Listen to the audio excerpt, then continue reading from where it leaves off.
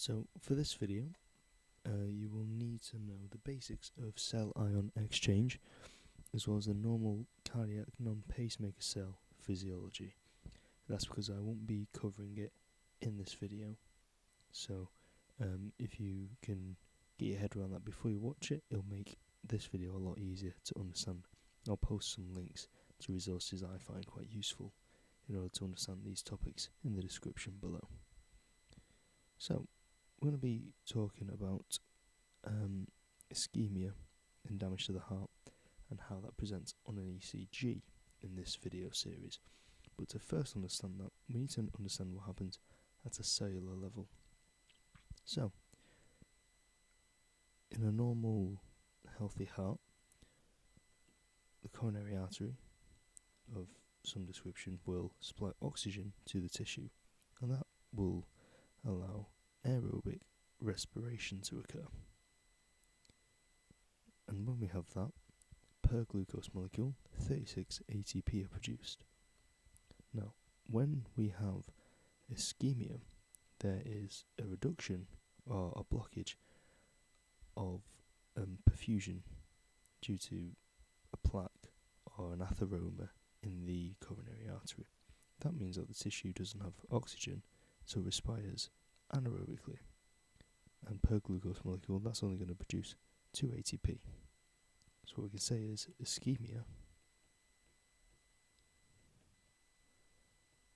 reduces ATP production.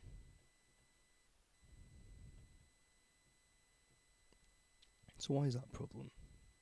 Well, when we look at ion channels that are in the cell membrane, we see that a lot of them are actually ATP dependent. Now obviously most channels are just there for the flow of ions up and down concentration gradients. However, pumps and this channel here, the ATP potassium pump, are actually sensitive to ATP levels. In this case, when ATP is low, the potassium ATP pump opens.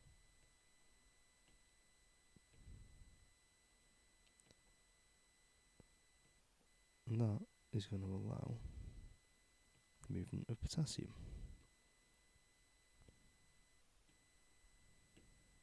So, potassium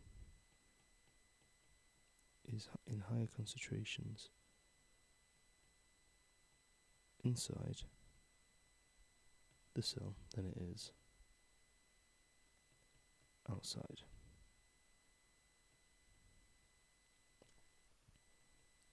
So that means potassium is going to flow outside into the extracellular space. Now initially, this is going to cause hyperpolarization. And this is because potassium is positive, and if the cell loses something positive, it becomes more negative. However, eventually, potassium outside the cell is going to increase so much. Just going to draw that here to show that. It's going to increase so much that the membrane potential, which I'm going to show with EM, actually increases. And that's due to something called the Nernst equation. Now the Nernst equation is quite tricky to get your head around, so instead of covering it in this video, I'm going to post a link to a quite useful paper that I found helped me understand it. But essentially the main thing you need to take away from this is that if you increase potassium extracellularly, the membrane potential increases. Now as I say, the ATP potassium pump channel, I should say, isn't the only channel that is affected by this. The sodium potassium pump here which is there to maintain the membrane potential, is also affected. Because if we have ischemia, this is going to stop. And it means that we're not going to have 2 potassium being pumped in and 3 sodiums being pumped out. So that's going to further contribute to this increase. However, the main driving force is this channel opening here.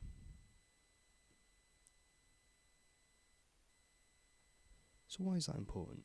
Well, it means that when we come to our membrane potentials, which we see here, if you just focus on this area here,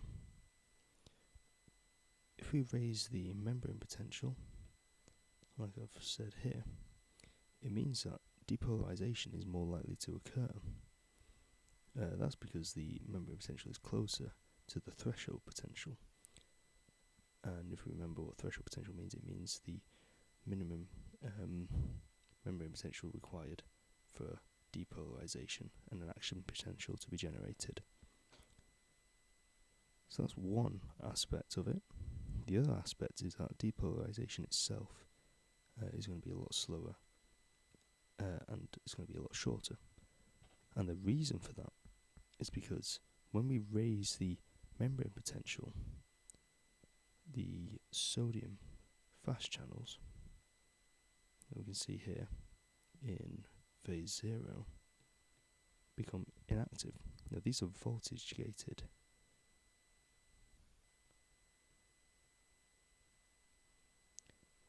And I think I've spelled that wrong, hang on.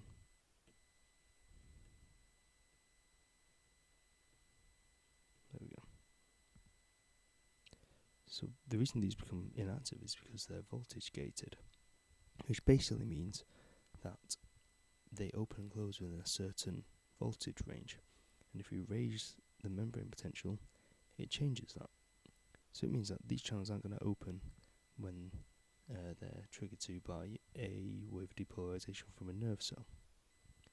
That means that the channel that is going to cause a depolarization are the long-lasting calcium channels, or the slow calcium channels. And as the name suggests, these long-lasting ones do last longer than the sodium channels, but they're very slow at opening, which means depolarization is going to be a lot slower. That's why if we look at our depolarization here on the action potential of this myocyte, although we're starting at a higher point in terms of charge, the actual gradient is less steep, showing that it's a slower depolarization. You'll also notice that the peak of the action potential is lower than the normal action potential, shown here by the black line. That's because repolarization, I should say, is by the potassium channels. And as we've just said, the K-ATP channels are already open, which means that repolarization occurs a lot quicker because there's almost an extra channel that's open, allowing repolarization. So what does this mean all in all? Well, as I say, increasing the membrane potential allows depolarization of the myocyte, and eventually that will cause the myocyte to depolarize on its own. And it also means that when an action potential is generated, it's going to be shorter and slower.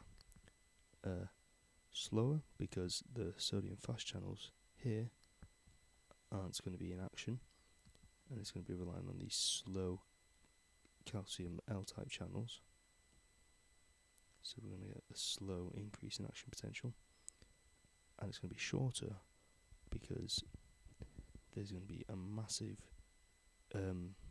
efflux of potassium, as there's an extra channel open, allowing potassium to move out of the cell and repolarizing it. So to summarize, ischemia causes a drop in ATP, like we said here. And this means that channels that are ATP sensitive open up an efflux of potassium out of the cell. This is going to cause an increase in the membrane potential and cause the myocytes to depolarize and have shorter and slower action potentials. And myocytes have connections between them, which I've drawn quite crudely here. And this means that action potentials can spread between cells. Now that doesn't mean that it's going to generate an entire muscle, an entire action potential along a muscle, but it does mean that a damaged amount of tissue will depolarize an area around it depending on the ischemic damage. And this is what causes the changes on an ECG, because when there is ischemic damage, the tissue, as we've said up here, there is going to be depolarization, and it's actually going to move into the surrounding tissue. Now the surrounding tissue is probably going to be damaged as well, but ultimately it means that we're going to have depolarization moving through a small area of the tissue, or possibly even a big area depending on how big the ischemia is. So that's all for this video. In the next video I'm going to be explaining how this relates to the changes that you see on an ECG in a STEMI and an NSTEMI, and I'm also going to do a video explaining why you see changes in terms of T waves. If you have any questions, please pop them in the comment section below, and I'll see you next time.